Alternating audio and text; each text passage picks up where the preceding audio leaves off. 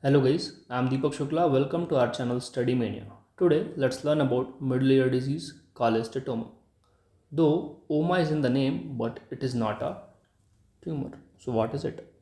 So cholesteatoma is simply the presence of skin in the wrong place. Okay. We all know that in external auditory canal we have stratified squamous epithelium, and in the middle ear we have cuboidal epithelium. So if there is presence of stratified squamous epithelium in the middle ear, we can call it as cholesteatoma. So cholesteatoma is keratinizing squamous epithelium. So gross appearance will be pearly white due to keratin. Okay, simple. So there are various theories for the formation of cholesteatoma.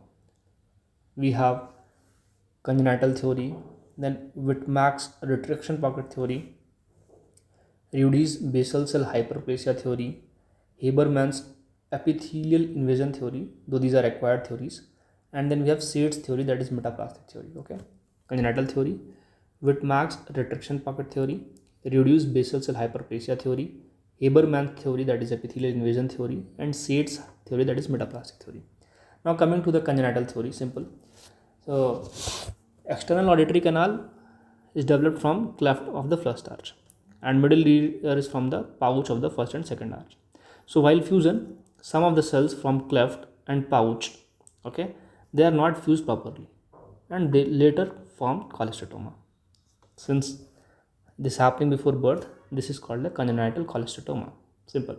So due to the non-separation or dysfusion or anything, it is called the congenital cholesteatoma. Simple. The entrapment of ectodermal cells in the endodermal cells leads to the formation of cholesteatoma as a congenital cholesteatoma theory.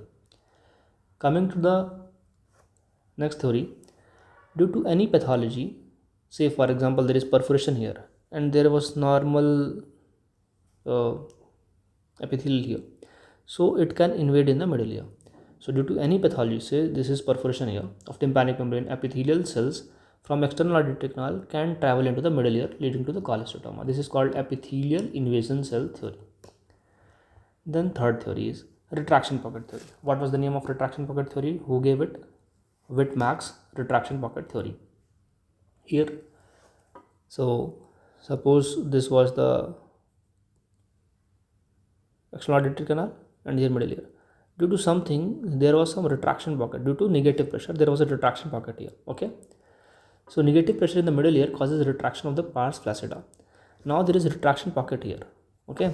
So some cells from the external auditory canals through that retraction pocket goes into this. Okay, which later disconnects. Okay, there was retraction pocket here.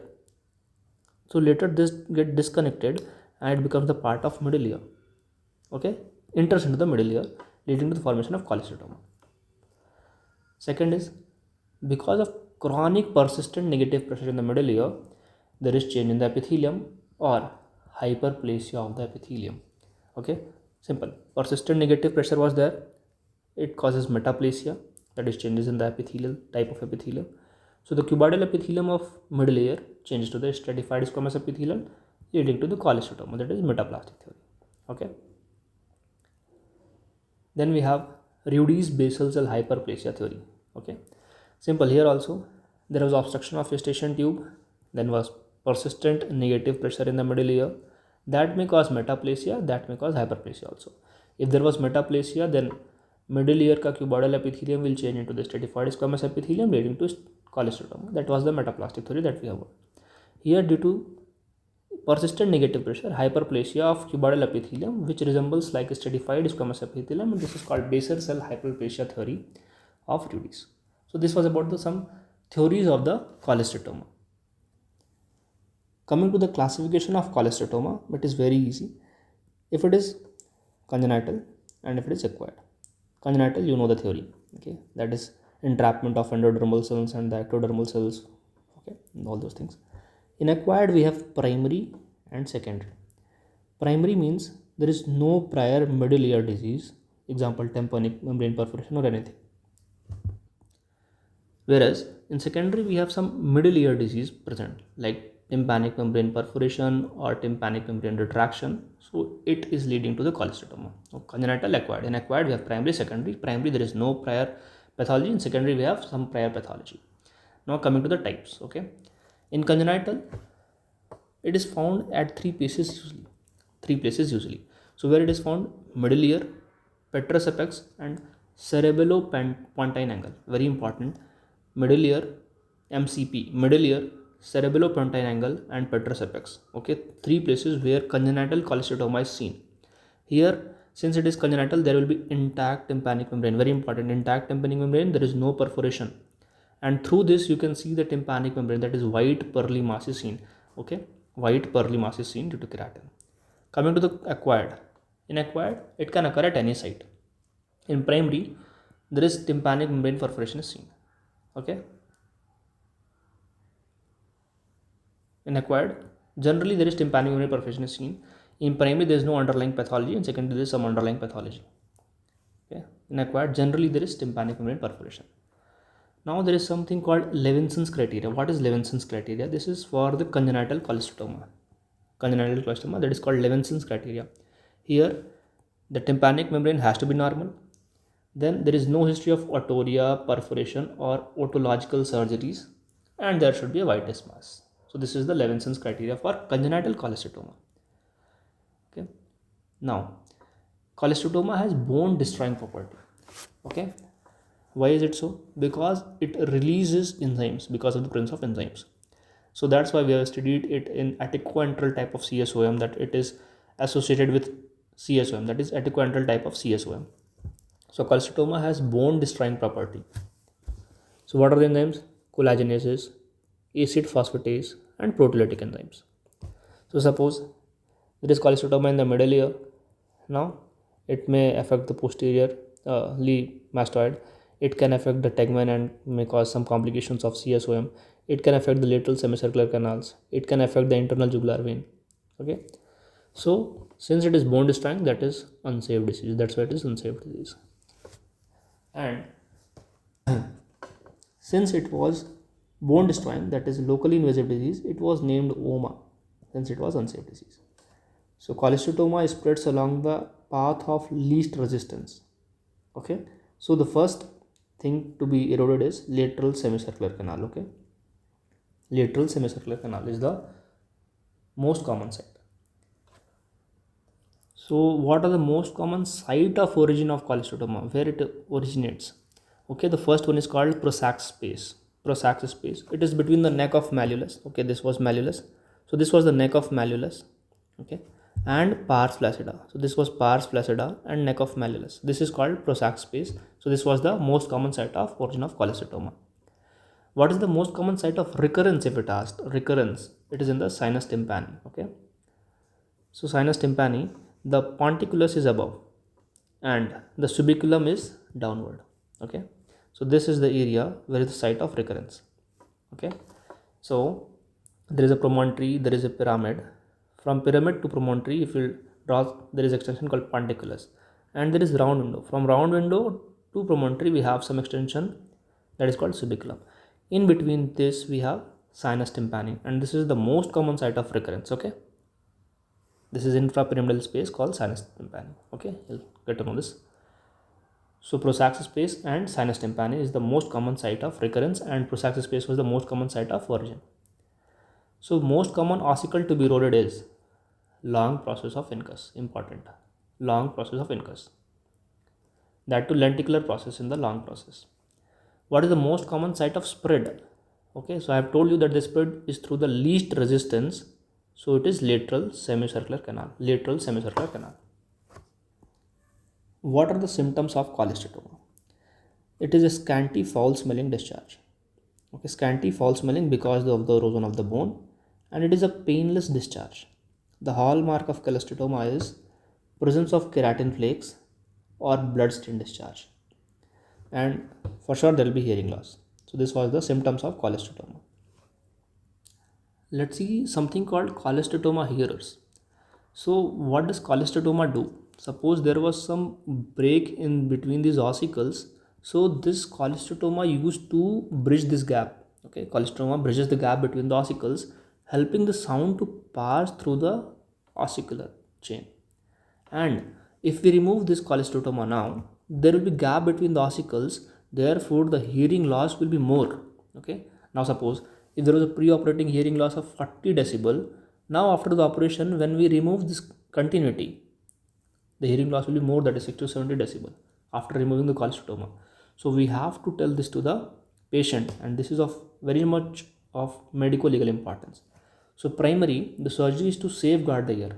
Okay, our main aim is to safeguard the ear, not to worry about the hearing loss.